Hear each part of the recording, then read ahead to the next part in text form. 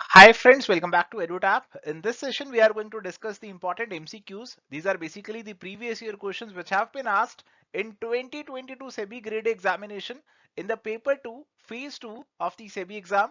Total 9 questions were there and we are going to discuss all of these. Let's quickly start this discussion. So here we have the first question. Which of the following is a modern management accounting technique? Options are human resource accounting, statistical reports, responsibility accounting, break-even analysis, or none of the above. So my dear friends, you are required to have a clear understanding of what are the traditional techniques and what are the modern techniques. You have to remember a certain list of techniques here. And out of these techniques, if we talk about responsibility accounting is a modern one. It is a modern accounting technique. And in this kind of a technique, we create different responsibility centers. And if something goes wrong, we can easily pinpoint who is going to be responsible for this. So this responsibility accounting is a modern method. So clearly this is going to be the correct answer for this one. So here is a brief description of the different techniques which are used in the modern management accounting: marginal costing, capital busting, product costing, responsibility accounting. So all of these areas, they pertain to modern management accounting, and you can get a brief idea about all of these by simply reading this slide. Now coming to the next question, which of the following does not classify semi-variable cost into fixed and variable cost? Now, when we talk about marginal costing, okay, now it becomes very important that we classify all our cost into either fixed or variable cost. So fixed cost, they are not going to change with the production. Variable cost is going to vary with the production. But there are some variable cost which have the basic features of both the fixed and the variable cost. Now, whenever we have some semi-variable cost, we need to bifurcate into the two components, the fixed part and the variable part. Okay, so let's suppose if you are taking a taxi, so taxi is going to charge rupees 500 plus rupees 10 per kilometer. Okay, so rupee 500 is the fixed part and rupee 10 per kilometer is the variable part. So for all these semi-variable cost, we have to identify the fixed and the variable part. Okay, and we have different techniques, we have different mathematical techniques which we can use to divide these semi-variable cost into fixed and variable component. In our case, I told you at the very front key, this is my fixed part and this is my variable part. But sometimes we do not know what is the fixed and what is the variable part, and we have to bifurcate these two. So we have the graphical method which we can follow. We have the different simultaneous equation solving method. We have the high and low method. We have the least square method which can be used. So all of these methods can be used. Straight piece method is not related to these semi-variable cost. This straight piece method means that you are simply going to pay the workers on the basis of the pieces that they have worked upon, the units that they have produced. Okay, so this is a straight piece method. It is not related to semi-variable cost. So this is going to be the correct answer. So as discussed, this option number E would be the correct answer for this one. Straight piece rate is a method by which you can pay according to the units that have been produced. Coming to the next one, calculate the prime cost using the information given below.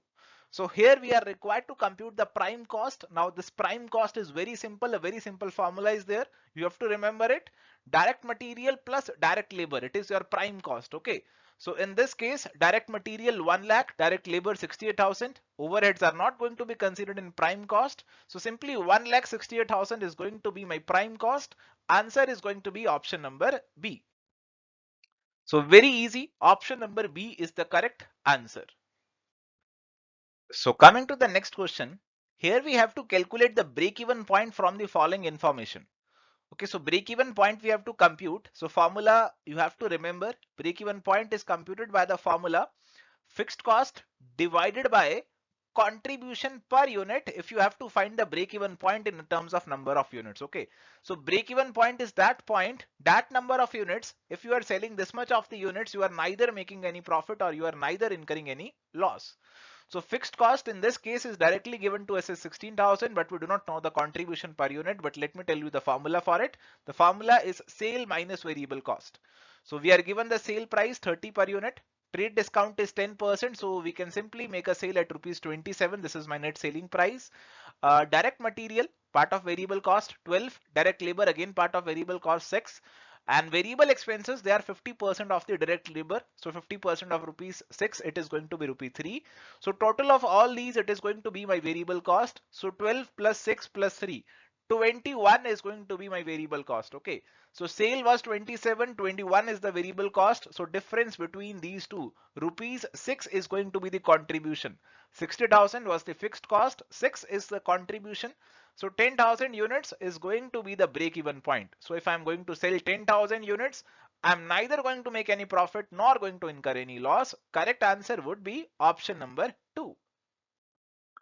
So as discussed, option number B would be the correct answer for this question. Coming to the next one, which of the following is incorrect with reference to marginal costing? It is a method of costing like job costing and service costing. It is the change in the total cost when the quantity produced is incremented by 1. It considers expenses incurred at each production stage except overhead pricing. Contribution margin is computed as selling price minus variable cost. So my dear friends, out of all these options which are given to us, option number A is not the correct one, because this marginal costing, it is it is basically a technique of costing. It is not a method of costing. Okay, marginal costing is a technique of costing and not a method of costing. Job costing and service costing, they are the method of costing, but marginal costing, standard costing, all these are different techniques of costing. So you have to be aware about the distinction between these two things. Okay. So as discussed, option number A is the correct answer, and marginal costing is a technique of costing, while job costing, batch costing, all of these, they are different accounting methods. Coming to the next question, which of the following is not a feature of cellular manufacturing system? Options are: cellular manufacturing brings scattered processes together to form short, focused parts in concentrated physical space. Cellular manufacturing facilitates both production and quality control. Cellular manufacturing increases the waste. Cellular manufacturing involves the use of multiple cells in an assembly line fashion. None of the above. Now, the cellular manufacturing system is a very interesting manufacturing system, and the ultimate aim of any manufacturing system would be to reduce the waste and not decrease waste. So even if you have a basic idea about what is cellular manufacturing, or what are the different techniques which are used in different kinds of a production system, so this manufacturing system is not going to increase the waste. It is going to help in decreasing the waste. Okay, it is going to increase the efficiency, reduce the waste. So option number C would be the incorrect one. It is not a feature of cellular manufacturing system. So this is how the production process it works in cellular manufacturing. So here you can see this before part. Before the cellular manufacturing, we were working in a haphazard manner. Now we have created sequential cells, so we can easily, efficiently do our production process. We are going to reduce the waste. We are going to reduce the defects in our production process. So option number C, as discussed, was the correct answer. Now coming to the next question, a company produced 60,000 units in the accounting period. It sold 50,000 units with 10,000 still in inventory. It sold each unit for rupees 100.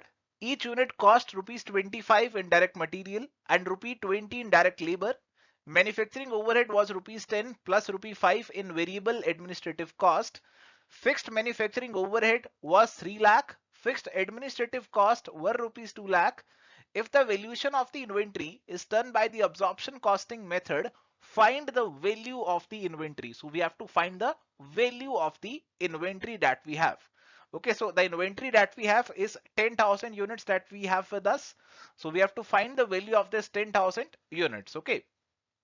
Now, when we are talking about absorption costing, in this kind of a costing method, both variable and fixed manufacturing overhead are considered the part of the cost of the inventory.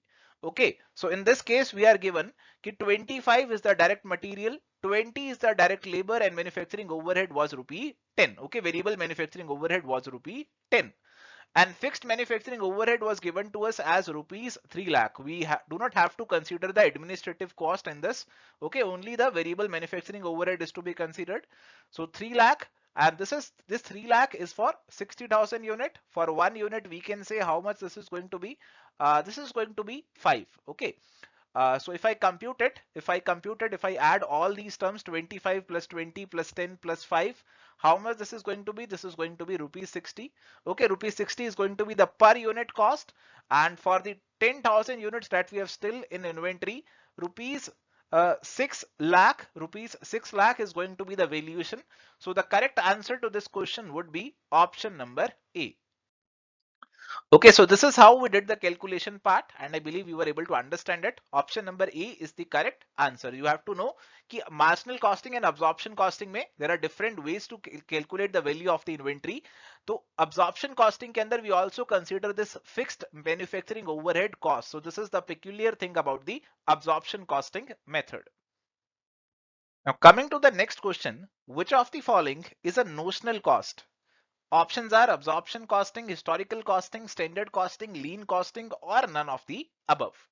So notional cost would mean that cost which is not actually incurred. And out of these options, the standard cost would denote the standards which are not actually incurred. Rather, these standards are used to compare. They are used to compare and identify what are the variances between the standard and the actual cost incurred. Okay, so out of these options given, standard cost would be a notional cost.